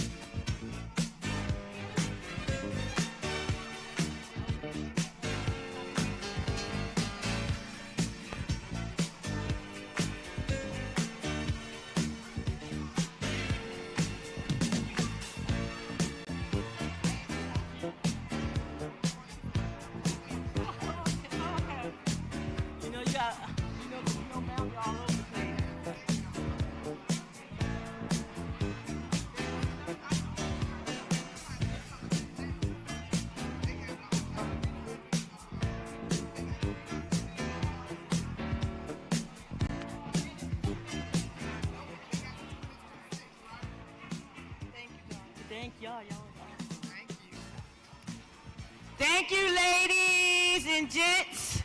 We got one more. Stay with us because you don't want to miss this panel.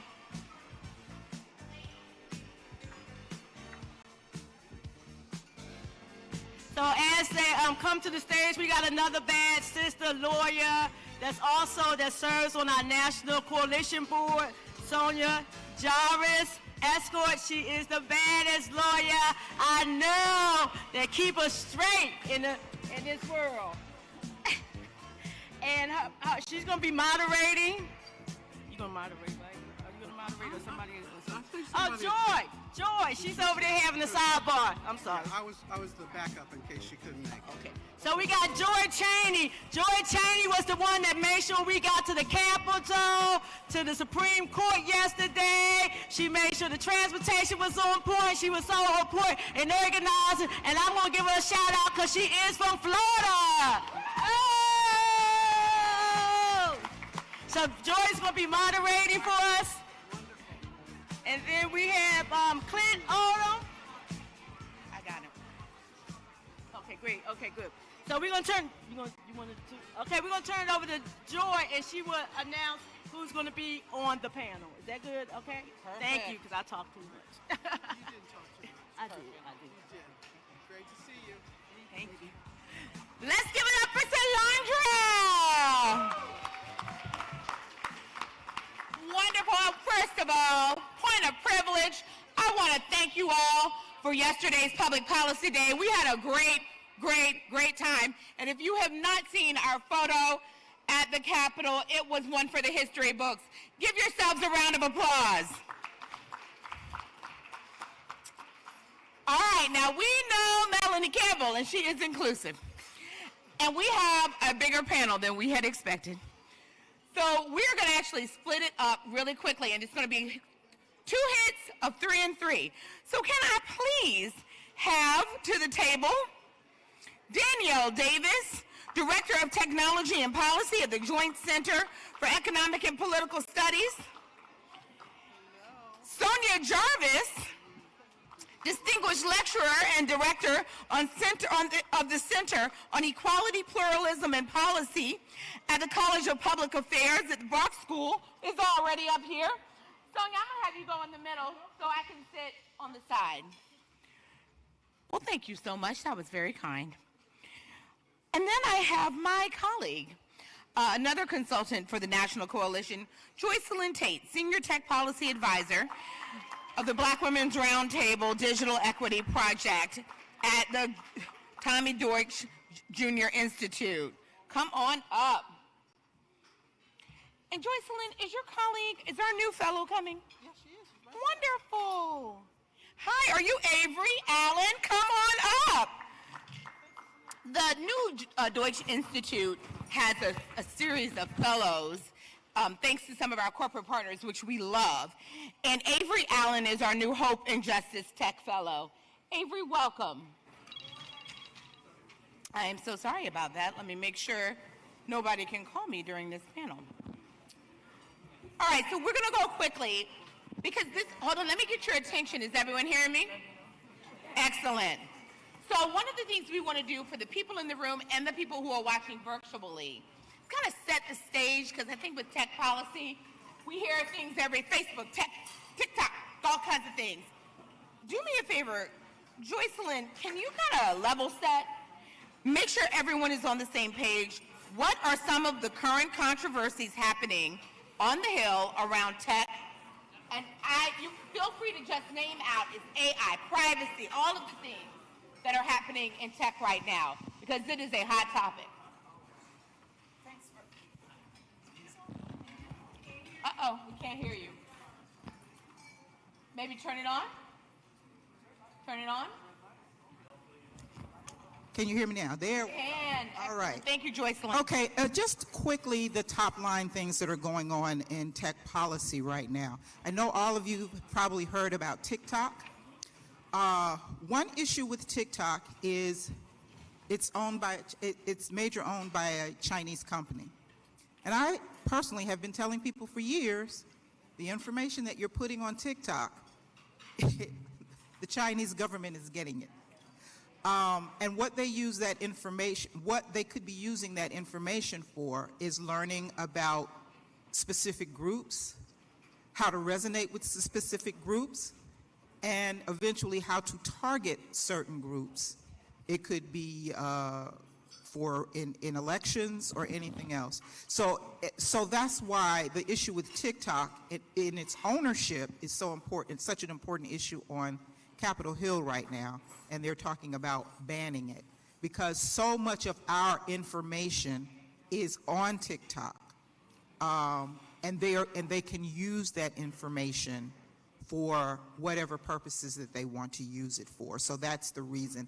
And so national security is a an issue national here. Security issue. And something we learned on Wednesday night, the head of Essence was saying like how Russia is the predominant person looking to see what black women are doing. And we kind of clapped because he's like, oh yeah, we're the center of culture. But they're also looking because they want to know how to manipulate American culture. Exactly. So it's twofold, and it's a little bit of a double-edged sword. Okay, so we're concerned about national security. What else? artificial intelligence as a whole. Artificial intelligence is being used in ways that discriminate against us, and we don't, and you may have been discriminated against and don't even know it. Artificial intelligence now is being used in employment, it's being used in healthcare, and it's being used to determine what kind of services you get.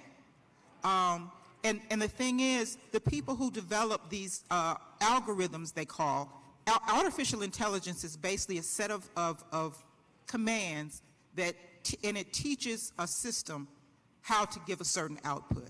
But the issue is, whoever develops these systems, these AI tools, if they come in with certain biases, when they develop those tools, then the output from those tools will contain those same biases. That's why it's really important for us to write.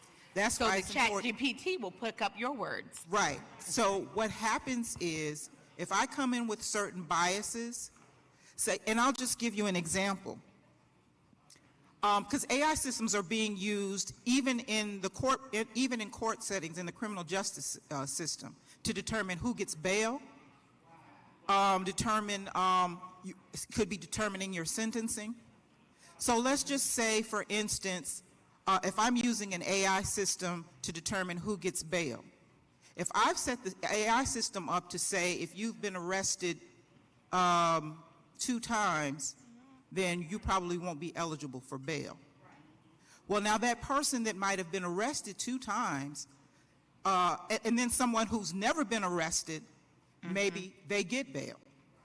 But the person that was arrested 2 times might have been arrested because they were with the Black Women's Roundtable doing civic engagement work.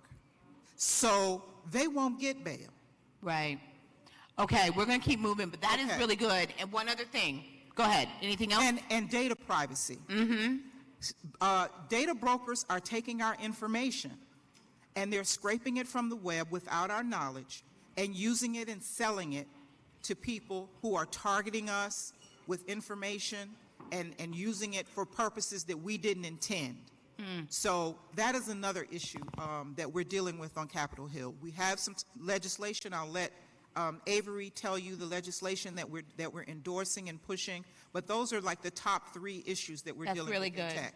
Thank you so much. Well, actually, hold on. I'm going to come back to you, Avery. We're going to ping pong a little bit. And then when our tech and telecom partners come up, they're going to also, from corporate America, I know they're going to talk about ACP and BEAD. So Danielle, what has the Biden administration, if you don't mind, and Danielle's from the Joint Center, what have they done, and what has the most recent Congress's done to close the digital divide? Well, the Biden administration has done a lot of things to close the digital divide that has essentially really impacted the Black community in a lot of great ways. So for one, the Biden administration passed the infrastructure bill, which it also aimed things at traditional infrastructure, but it provided $65 billion aimed at broadband investment. So, and a part of that bill included 3 programs. So you had the Affordable Connectivity Program, which is essentially a subsidy aimed at low-income individuals that provided $30, up to $30 on your internet bill, or up to $75 on your internet bill if you reside on tribal lands. Can everyone hear Danielle? Okay. Good. And also a $100 subsidy towards the purchase of a laptop, a desktop, or a tablet from a participating provider.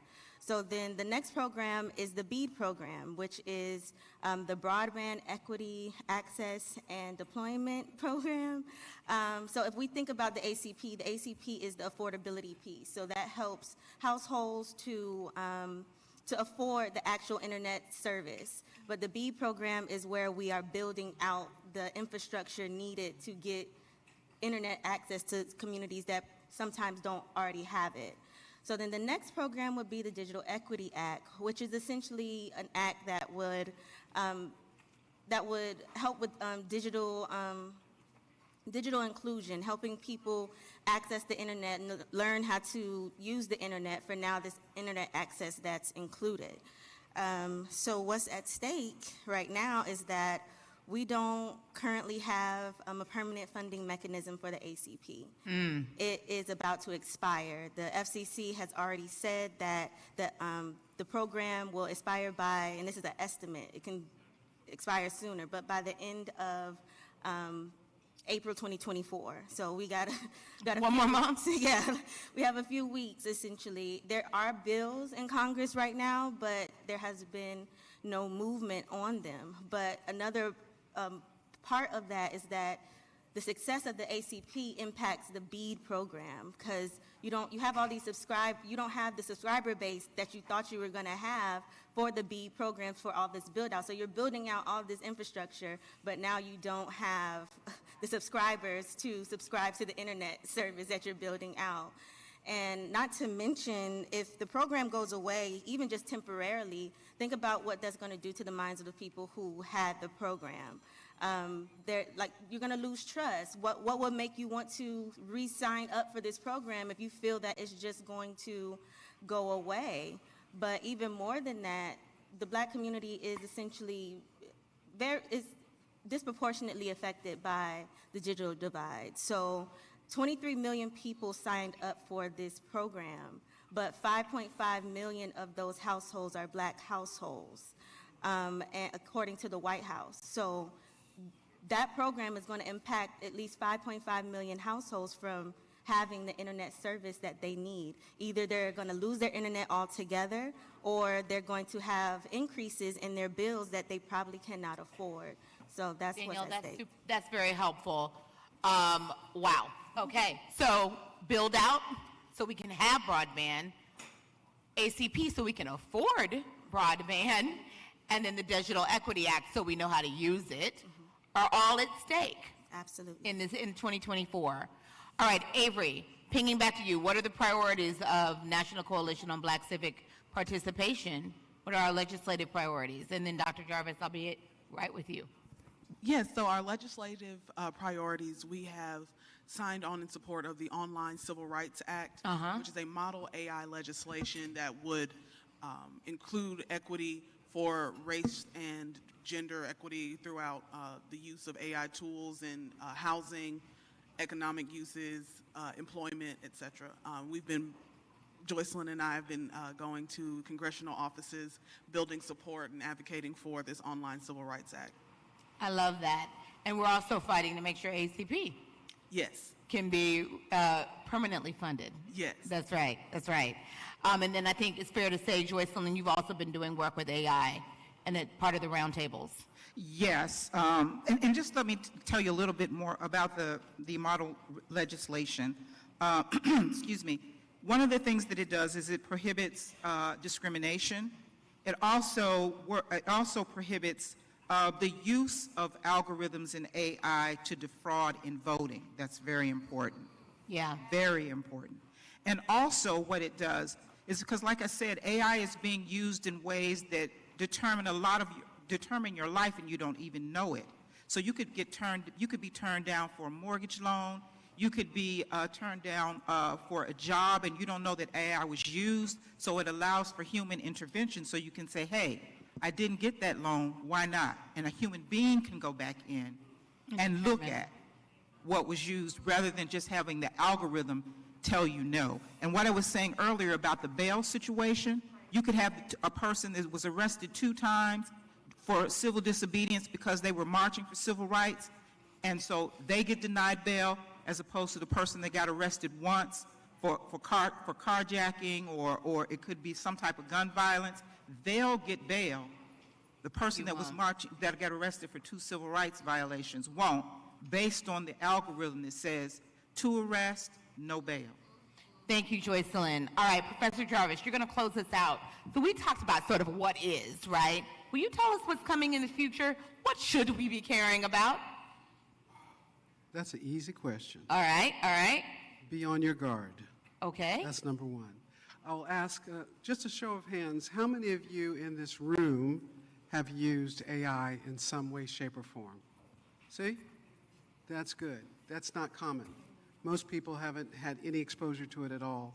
And they might find out about it the first time when they get a card in the mail asking, are you still living at your address? Well, I haven't moved in 40 years. Why are you asking that question? I vote every time. Why are you asking that question? But the question is intended by the AI to remove you from the rolls. And I'm saying that not because I'm making this up, but because the early evidence has shown over and over again that minority communities receive these notices and are excluded from the process. Yeah, we don't respond to them. I don't respond to that. Exactly. But, Right. None of your business. Well, but that's what's happening, and we have to be aware of it.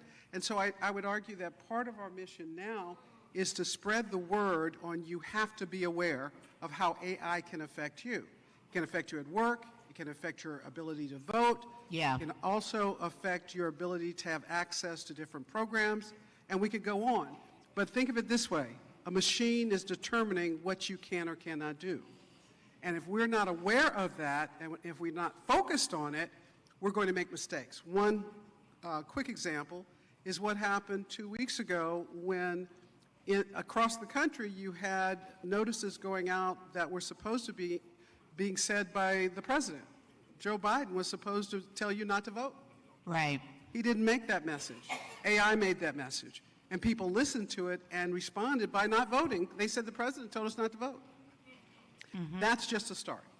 I could go on, but I'll... Okay, so AI is really, when we look to the future, that is the thing. Would everyone agree with that? Absolutely. We're concerned about AI. And, you know, this is nonpartisan here, but a lot of people think that Donald Trump has a lot more black supporters than he actually does due to AI.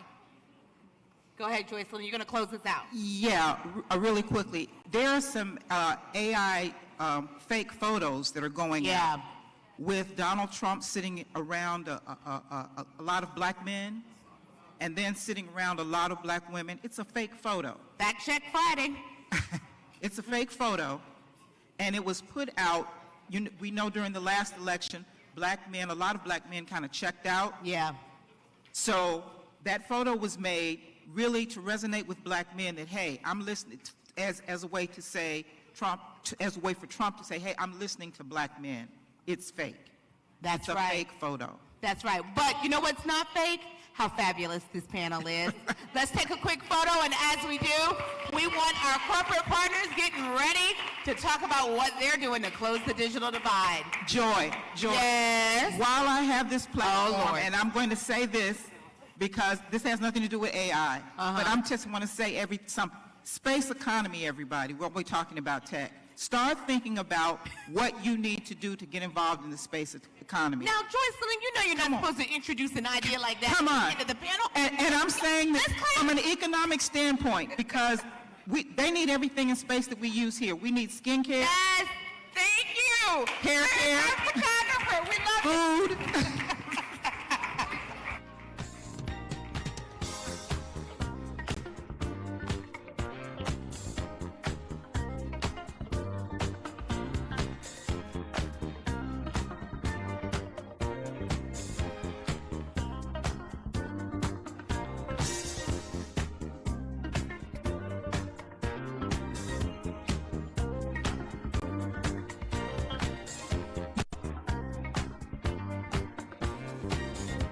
We're doing part two of this panel.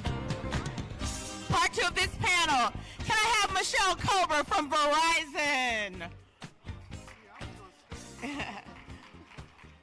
Nicole Lazar from Charter Communications.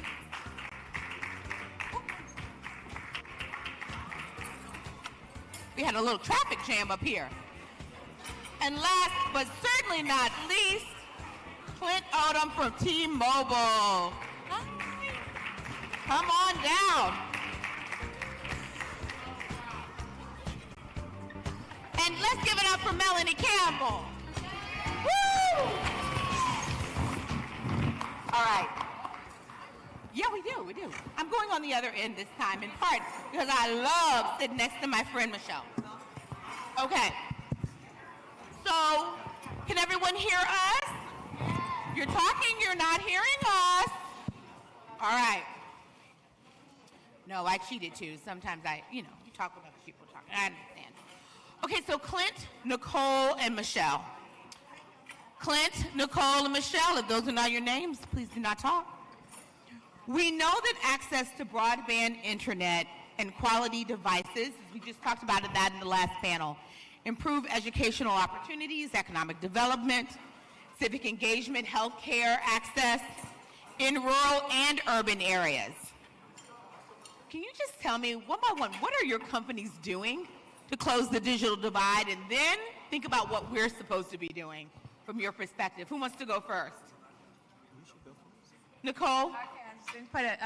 Thinking in the middle, I guess. So Charter is a leading connectivity company. We operate under the Spectrum brand, so you may be more familiar with that. And as a company, we provide voice, we provide internet, we provide wireless services. And we have invested $43 billion in infrastructure build out since 2019. Wow, $43 billion? $43 billion. Okay. Of that, we are also undertaking a massive rural expansion effort to build out more than 100,000 miles of cable infrastructure, which would pass about 1.75 million rural homes and businesses. We have been a leading internet connectivity company for low-income families through the ACP program, and prior to that, through our own Internet Assist program, which was something that Charter as a company committed to about 6-7 years ago. Hold on, can everyone hear Nicole? All right, it's in part because some of y'all are talking. Nicole, you're back. Okay, so you can praise that. We have been a big supporter of the Affordable Connectivity Program, of getting low-income seniors and students online through programs that help them afford the cost of the internet. We also have a number of philanthropic engagements underway. Our community impact team provides millions in funding through community organizations that provide computers, digital literacy training, workforce development programs.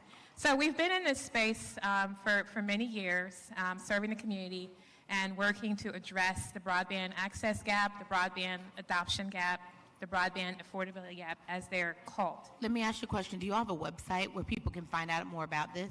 I know you're a big website, but like... Right, charter.com is our website. Okay, so charter.com. But you can also find out more about ACP. I think it's Spectrum/ACP. Okay. So those are some of the initiatives that we talk about, what you can qualify for in terms of communities, low-income communities. This is great, and we can go to Verizon next. And please tell us about your program. But I also want to know, so we just heard that we might lose ACP. Yeah. What happens then?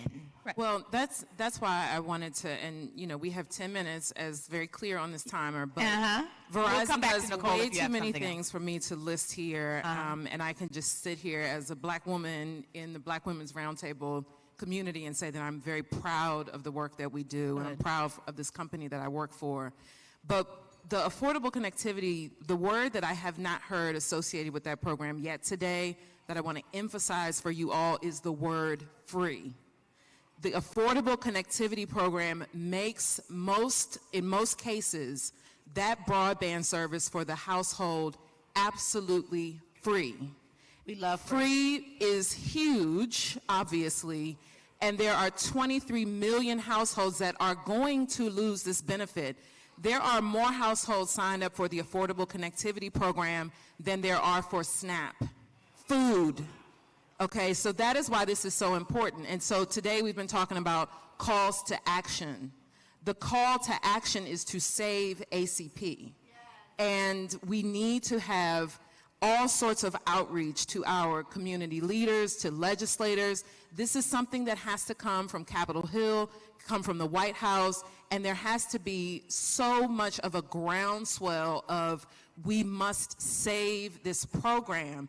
23 million households doesn't even account for all of the people in each of these households that is benefiting from a free broadband service. So there are millions and millions upon millions of people who are going to lose this benefit in April. That's now. Yeah. No, I think that's right. Michelle is efficient. She's like, I'm jumping to the end. But let me ask, if people want to find out about the programs that you have that they can take advantage of?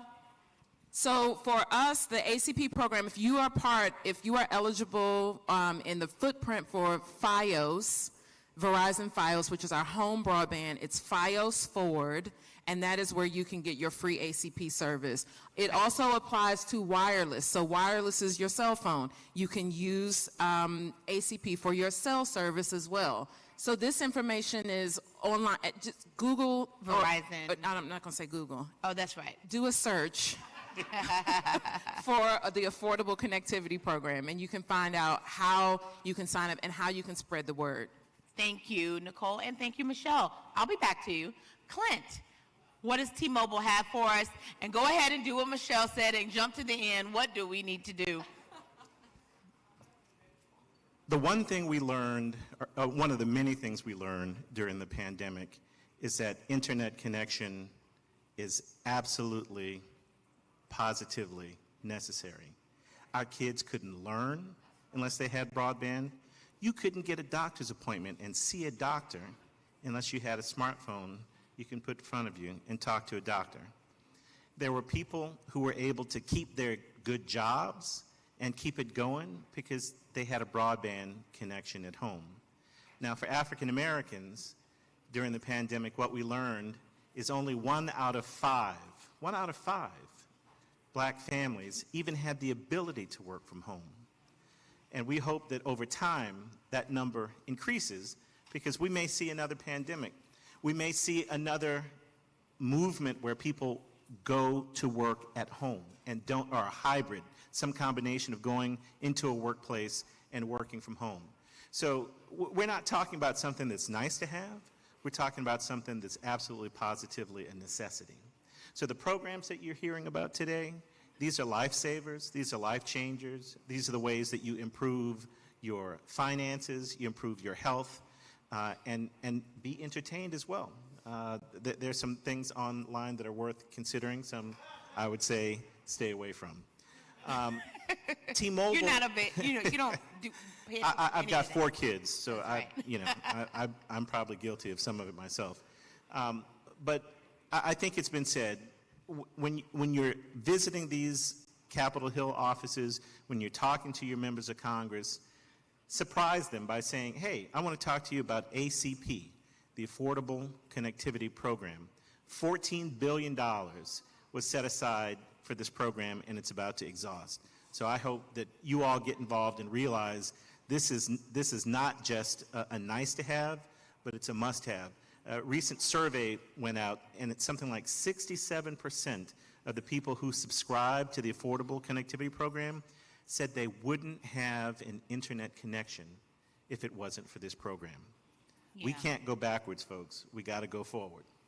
That's right. And I think what one of the panelists said at the previous panel is right. We had to fight to get people sometimes to pay attention to this program and say that they wanted it. A lot of people thought, well, if it's free, it's not good.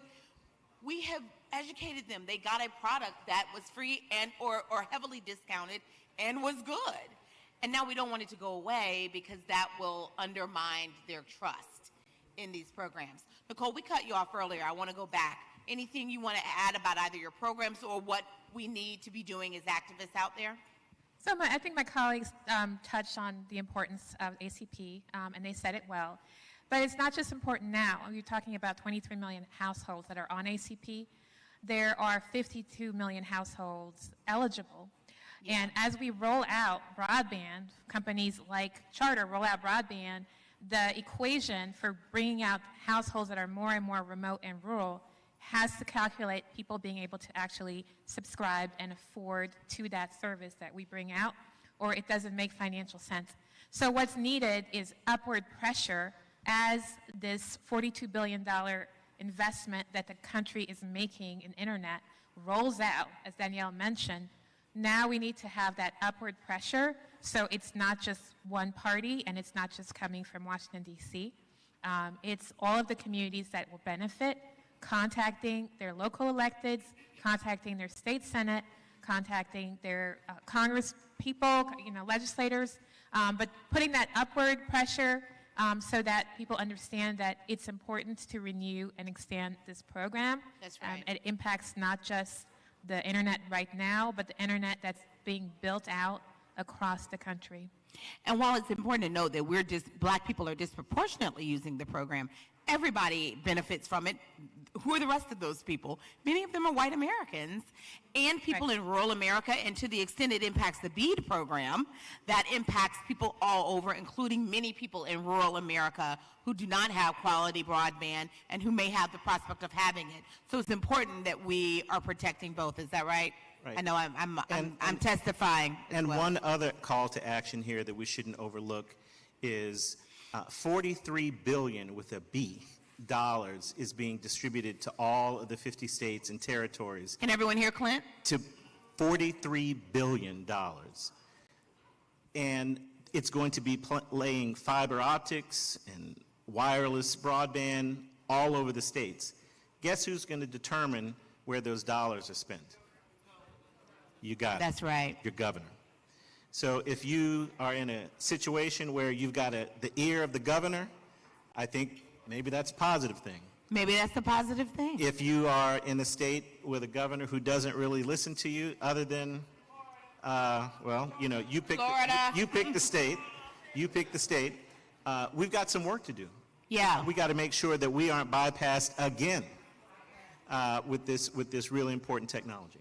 Yep. Let it not bypass communities again. And let's make sure that build out occurs in communities that actually need it. And to that one point, I'll let Michelle speak. Sorry, but Michelle's going to close this out. You go ahead. One more point in terms of advocacy. Also, just thinking through all of the other agencies that benefit from people being able to access their services online. Some of them are moving to digital only without having to consider whether or not their customers, their clients, are actually able to tap into those services. And the reason they're able to do that is because right now we have programs to help people get on the internet. So holding them accountable for what they're doing to make sure that this affordability option remains as they transition to digital-only services. Thank you, Michelle.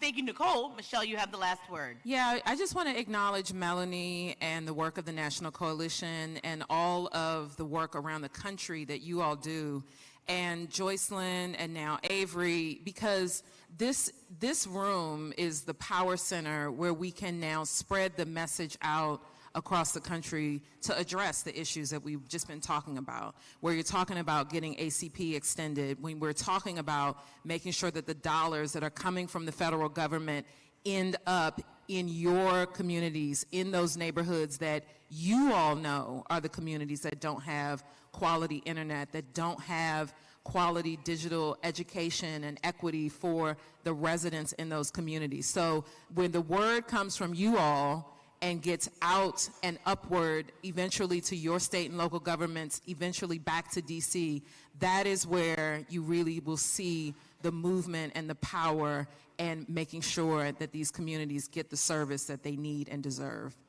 Thank you to our panelists. All right, I'm not sure what's next. If Melanie's in the room, come on up and take a picture with us. I think we do have our charge, though. We're not going to focus just at the federal level. We're going to focus at the state and local level as well. And we're going to go and we're going to make sure that we get broadband in the home, that we have the devices that we need, and that we have affordable programs to cover it. Thank you.